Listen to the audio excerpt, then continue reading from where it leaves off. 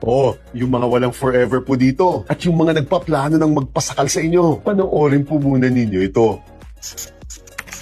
Alam po ba ninyo na bukod po sa isang ampon, ang asawa nyo lang po ang magiging kapamilya ninyo na kayo po mismo ang pipili nito? Dahil ang magulang po ninyo, ang mga anak at ang ibang kamag-anak po ninyo, wala po kayong choice dito. Dahil ang Diyos po ang nagdidesisyon nito para sa inyo. Kaya nga hindi ko po maintindihan kung bakit nila minamadali ng ibang tao ang desisyon ito. Dahil una, hindi lang po dapat na magaling sa ligawan ito, kundi dapat po ay magkasundo rin kayo bilang roommates ng magiging asawa po ninyo. Kaya nga ang tanong po ay naghahanap po ba kayo ng katuwang talaga ninyo sa paglilinis at pag-aasikaso po ng magiging bahay ninyo? Kasi baka naman po senyorito at senyorita pala ang napili po ninyo at dapat palang pinagsisilbihan lang ito. Tandaan nyo po na isang malaking issue po ito habang tumatagal po ang samahan ninyo. Pangalawa, magkakasundo po ba sa pagiging co-parent kayo o yung sa pagpapalaki po ng magiging anak ninyo? Pareho po ba ang values ninyo, prinsipyo, ang magiging relihiyon ng magiging anak ninyo at ang pamamaraan po ng pagdidisiplina sa mga ito? Dahil napakahalaga po na dapat magkasundo kayo sa mga aspetong ito para iisang boses lang po ang naririnig at sinusunod ng magiging anak po ninyo. Ang pangatlo, magkakasundo po ba bilang business partners kayo o yung sa pagiging magkasosyo po ninyo sa pagpapatakbo po ng pera ng pamilya ninyo? Dahil ang pagpapamilya po ay parang isang negosyo. Mula po sa paghahanap ng pagkakakitaan hanggang sa tamang pagbabudget po para sa pang-araw-araw ninyo. Dapat po ay masisiguro ninyo na magiging financially independent po ang pamamahay ninyo. Dahil kapag nakatsyempo po kayo ng isang gastador o isang irresponsableng tao, nako, lagi pong kukulangin ang budget ninyo at magiging pabigat lang po kayo sa ibang tao sa kaliwat kanang kakautang po ninyo sa mga ito. At ang pang-apat, pinakamahalaga po, magkakasundo po ba bilang magkaibigan kayo at hindi lang po sa bembangan ninyo? Dahil ang isang asawa po ay ang magiging BFF, life coach, guidance counselor at travel buddy po ninyo at all rolled into one po ito. Kaya nga po ang kadalasang tumatagal na mag-asawa ay yung mga tunay na magkakaibigan talaga. Yung tipong talagang napapasaya at napapatawa nila ang isa't isa at kaya po nilang mag-usap ng mga mabibigat na usapan talaga na hindi po sumasama ang loob nila sa isa't isa. Kaya mag-ingat po tayo sa pagpili mga kajiko at huwag po tayo magpapabudol pagdating sa aspetong ito ng buhay ninyo.